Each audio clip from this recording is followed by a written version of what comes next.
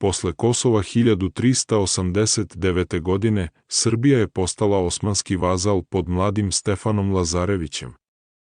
Godine 1402. Stefan je dobio titulu despota od Vizantije i proglasio nezavisnost. Sklopio je savez sa Ugarskom, dobio je Beograd i učinio ga svojom novom prestonicom. Stefan je pretvorio Srbiju u renesansni centar kulture, umetnosti i učenja.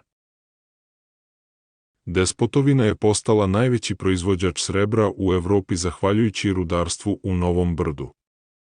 Stefan je umro bez dece 1427. godine, imenovavši svog nećaka Đurađa Brankovića za naslednika.